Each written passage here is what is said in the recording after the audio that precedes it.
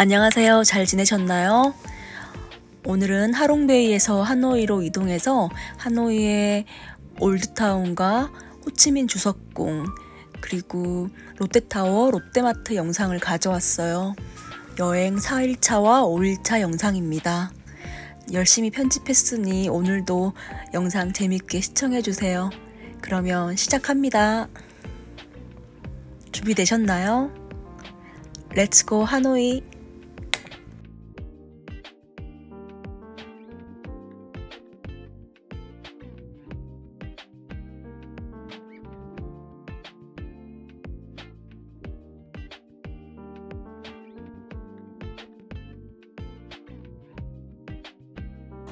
토요일 주말이라서 관광객들 그리고 하노이 시민 할 것 없이 인파로 북적이는 하노이시 올드타운입니다. 작은 노점상들도 많고요.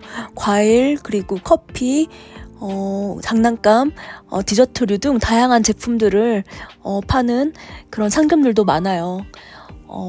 하롱베이에서 하노이시로 가는 길에 점심으로는 분짜를 먹었습니다.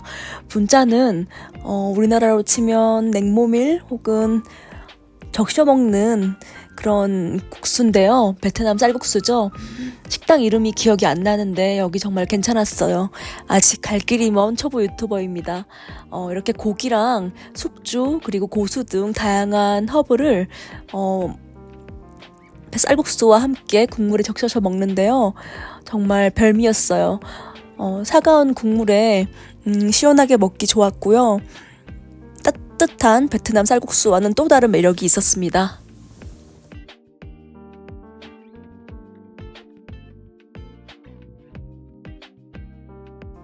튀김만두 같은 짜조와 함께 먹으니 정말 맛있었어요.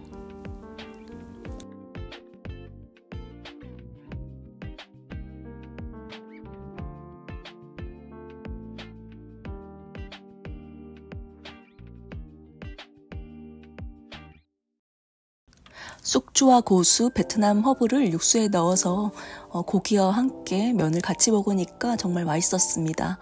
국수나 면류, 냉면을 같이 먹을 때는 이 양념고기, 갈비 같은 고기를 빠뜨릴 수 없죠. 정말 맛있게 잘 먹었던 기억이 나네요.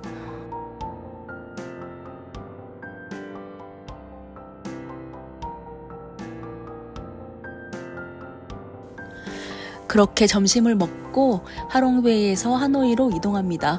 하롱베이에서 하노이는 3시간 반에서 4시간 정도 걸렸고요. 저는 40인승 버스를 타고 이동했습니다.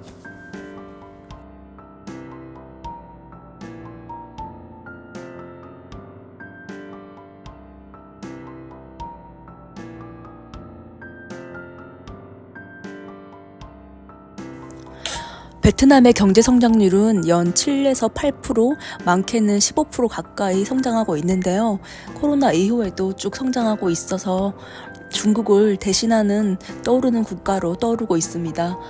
하노이 인근에 삼성전자 스마트폰 조립 공장이 생기면서 하노이와 주변 지역들이 많이 발전했다고 해요.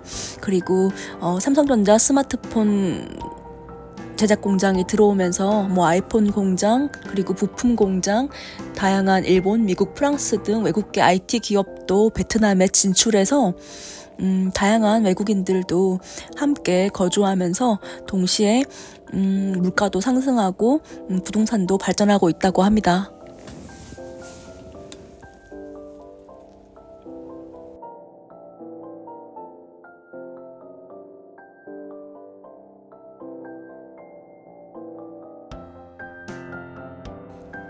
이제 하노이 바딘 광장으로 갑니다. 바딘 광장은 우리나라 서울 광화문 광장처럼 관공서와 대사관들이 모여 있어요. 호치민 묘를 중심으로 호치민 주석궁 그리고 집무실, 관저 그리고 대공원과 사원이 있는데요.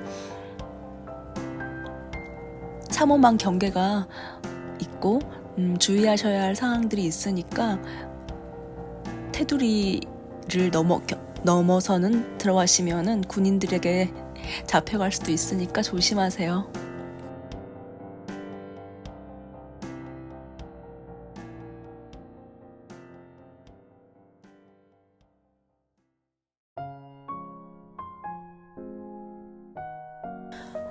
바딩 광장 정말 넓죠? 점심 먹고 산책하기 좋았습니다. 멀리 호치민 주석의 묘가 보이네요. 호치민 주석 묘는 평소에는 오픈하진 않고 특별한 행사가 있을 때 오픈한다고 합니다. 북한과 비슷하다고 보시면 돼요. 뭐 전쟁 기념일이나 뭐 호치민 주석의 생일 혹은 돌아가신 날 같은 특별한 행사가 있을 때 묘를 공개적으로 개방을 하고, 그런 날은 하노이나 베트남 시민들 혹은 관광객들도 줄을 지어서 그의 묘를 구경하러 온다고 합니다. 이제 호치민 주석이 일했던 주석궁과 관저를 살펴볼게요. 프랑스의 지배를 받아서 프랑스가 물러난 후에도 그 건물을 그대로 사용해서 유럽식 건물을 볼 수 있고요. 공원이 잘 조성되어 있어요. 그리고 여기는 북쪽 하노이인데요. 제가 이틀 뒤에 가는 호치민에서 통일군과도 비교가 되면서 당시에 베트남 남쪽과 북쪽 통치자들의 가치관과 생활 모습을 엿보고 비교해 볼 수 있어서 참 재밌었습니다.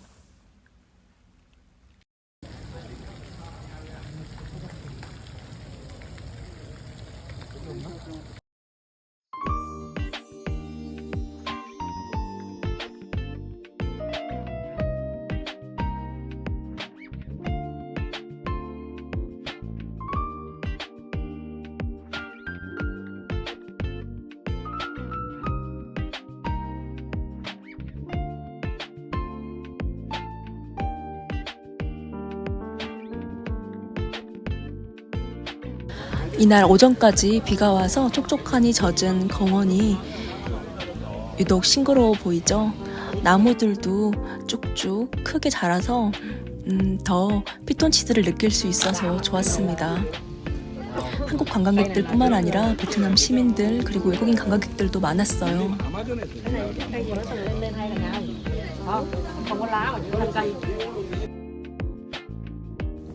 이곳은 호치민 주석이 생활한 관저입니다.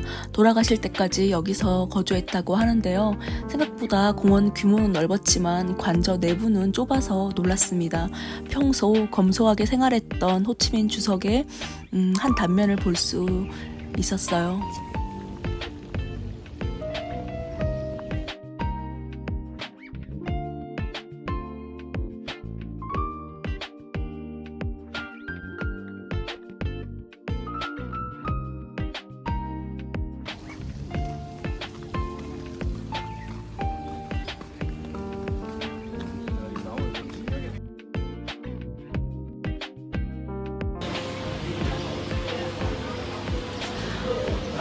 호치민 주석의 관저와 공원을 산책하고 나오면 나오는 길 동선을 따라 이렇게 기념품 가게가 나와요. 기념품 가게에는 다양한 수공예품과 액자, 그리고 액세서리, 호치민 주석의 사진, 그리고 목걸이, 팔찌, 열쇠고리 등을 판매합니다. 구경하는 재미가 있죠.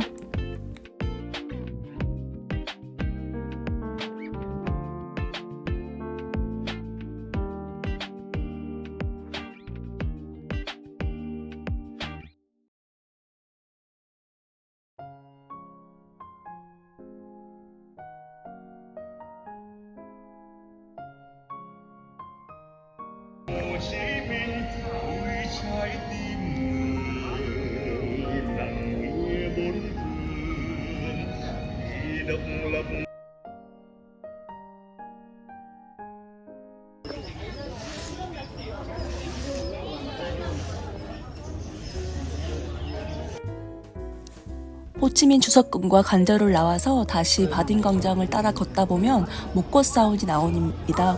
목꽃사원은 하노이를 상징하는 고사찰 오래된 절로 1049년에 건립된 절인데요. 한기둥 사원이라고도 합니다. 이날 비가 와서 잔잔히 조용하게 산책하기 저는 참 좋았습니다. 성당이나 기독교, 절, 사원같이 딱히 종교가 있는 게 아니라도 그 나라의 문화와 전통, 역사를 이해하기 위해서, 그리고 건축 양식을 보기 위해서 이런 곳을 산책하는 것도 저는 좋은 것 같아요. 호치민 뮤지엄 그렇게 박물관입니다. 산책을 하고 사찰을 나오면 호치민 박물관이 나오는데요. 시간 여유가 된다면 호치민 박물관도 한번 구경하시면 좋을 것 같아요. 저는 시간이 없어서 박물관은 가지 못했습니다. 새소리와 함께 산책하는 길이 참 좋았던 기억이 나네요. 이제 하노이 올드타운으로 이동합니다.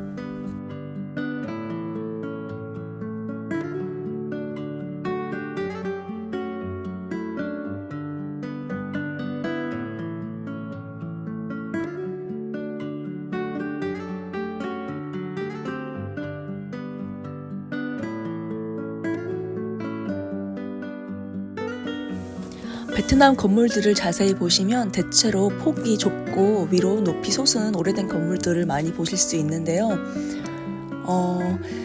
프랑스의 식민 지배를 받은 베트남은 프랑스가 당시 세금을 매길 때 부동산 단위 면적과 너비로 세금을 징수했다고 해요. 그래서 세금을 조금이라도 적게 내고자 건물 폭을 적게 해서 땅 면적을 작게 차지하는 대신에 위로 높이 올리는 그런 건축 기법을 사용했다고 합니다. 아직도 이어져서 리모델링을 하거나 현대식 건물을 지을 때도 이렇게 따닥따닥 붙은 폭이 좁은 건물들을 보실 수 있어요. 흡사 홍콩을 보는 것 같았습니다.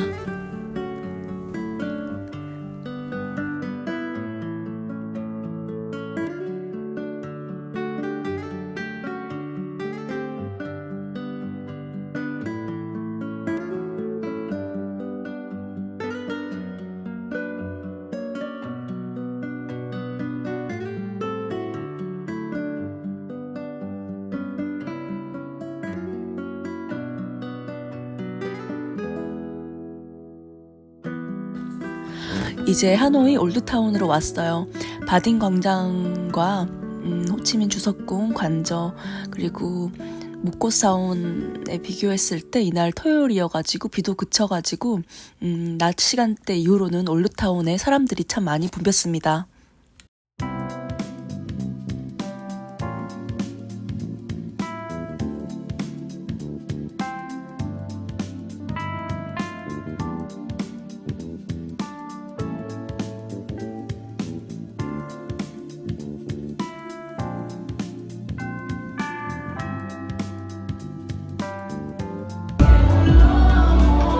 세계 각지에서 몰려든 관광객들과 시민들 할 것 없이 사람들이 참 많죠.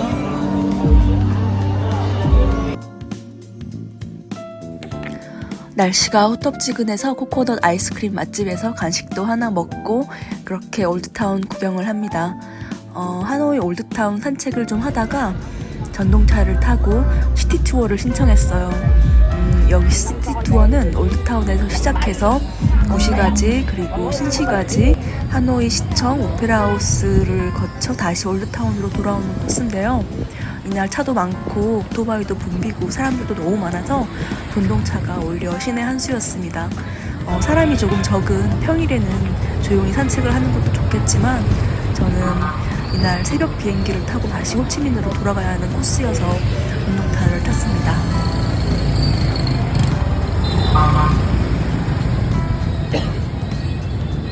중간에 선요색 성당에서 내려서 시간이 좀 주시면 다시 선요색 성당을 구경하고 타고 이동할 수 있어서 좋았습니다.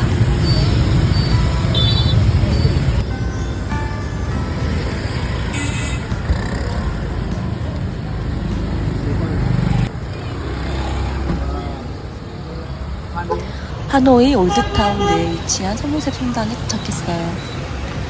선요색 성당은 프랑스의 노틀담 성당과 비슷한 성당으로 유명해요.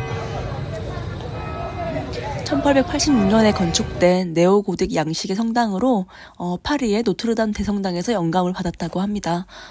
이날 우연히 시간이 맞아서 실내도 개방을 하셔가지고 성당 내부도 잠시 둘러보고 왔습니다. 프랑스 유럽풍 건축 양식의 영향을 많이 받은 게 보이죠? 그렇게 잠시 성당 산책을 하고 다시 전동차를 타고 하노이 신시가지와 오페라 하우스 쪽으로 이동해요. 송로셉 성당 앞과 주변은 관광객들로 붐빕니다. 한 번 더 보고 가실게요. 멀리 코코넛 커피로 유명한 콩카페도 보이네요.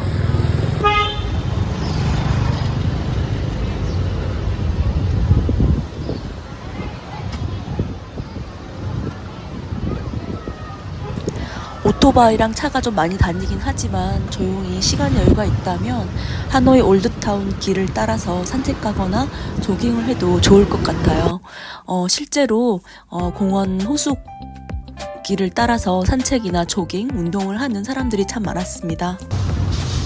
저도 여기서 같이 뛰고 조깅하고 싶었는데 이날 새벽에 비행기를 타고 호치민으로 이동해야 되는 코스여서 전동차 내에서 이들을 보는 것으로만 만족했던 게 참 아쉽네요.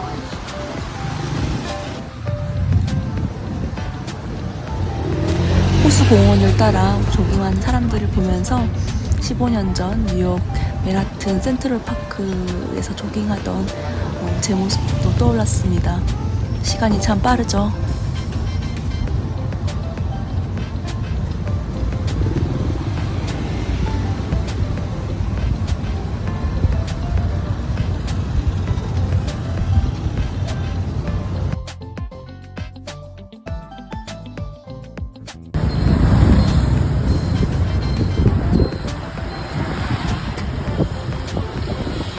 하노이 고시가지 올드타운에서 신시가지로 나오니 고층 빌딩과 현대식 건물들이 보입니다.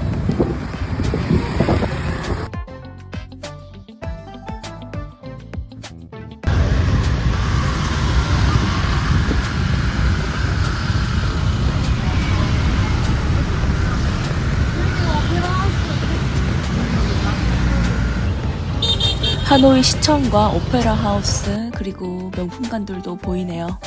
올드타운과는 사뭇 다른 분위기죠.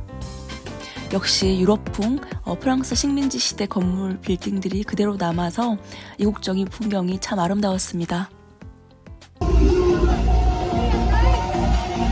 그렇게 전동카를 타고 하노이시를 한 바퀴 돌고 다시 올드타운 고시가지로 돌아왔습니다.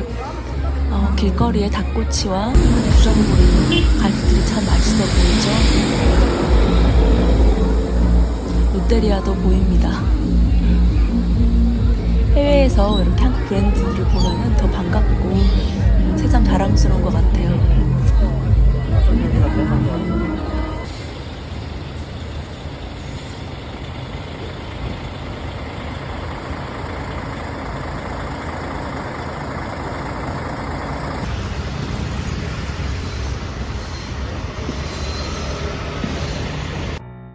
이제 하노이 롯데타워 전망대와 롯데마트를 갑니다. 하노이 롯데타워에는 전망대가 있어서 하노이시가 한눈에 내려다 보여요. 그래서 해질녘이나 석영이 질 때 하노이 롯데타워에서 전망을 보는 것을 추천드립니다.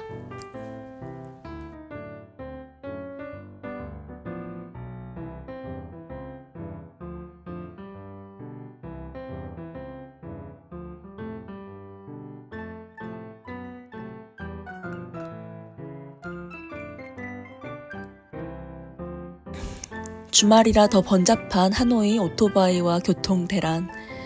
베트남에 있을 땐 사실 좀 시끄럽고 번잡해서 정신이 없었는데 한국에 오니까 이제는 이 장면도 그립습니다. 벌써 한 달 전 풍경이네요.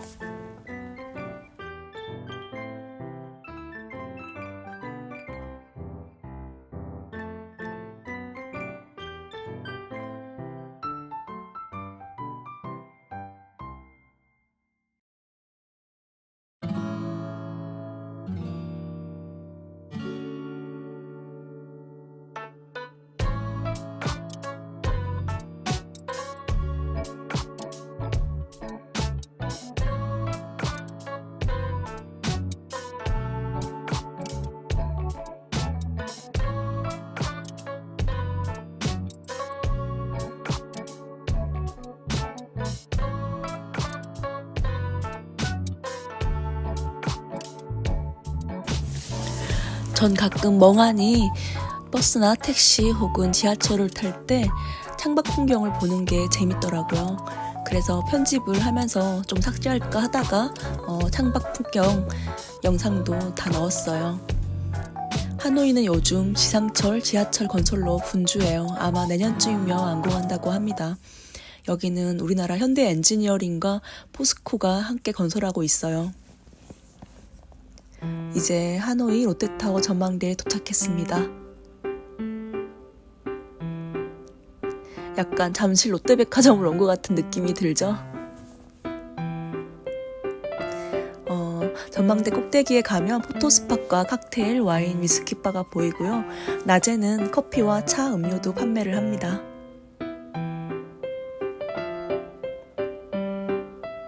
전망대에서 하노이 시도 조망할 수 있어요. 지하 1층에는 롯데마트가 있고요. 그런데 여기가 잠실 석촌호수인지 하노이시인지 잠시 헷갈렸습니다. 구조가 너무 비슷하죠?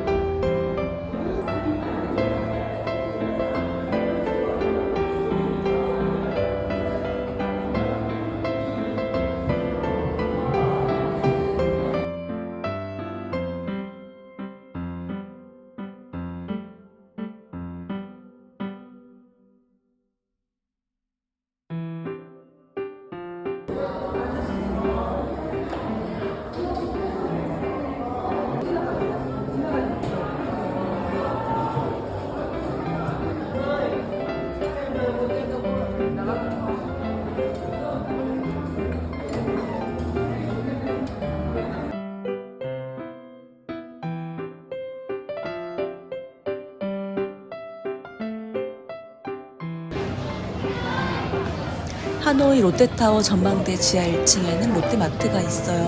그리고 롯데리아와 베이커리도 있는데요. 이거 롯데마트에서 베트남 과자들이나 조미료, 간장, 망고 젤리 등 기념품을 사시는 분들이 많더라고요. 1층에는 백화점이 있습니다.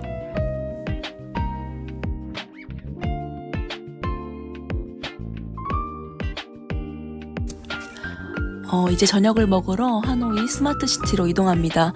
스마트시티는 우리나라의 판교 혹은 분당 같은 하노이 외곽에 있는 위성도시라고 생각하시면 돼요.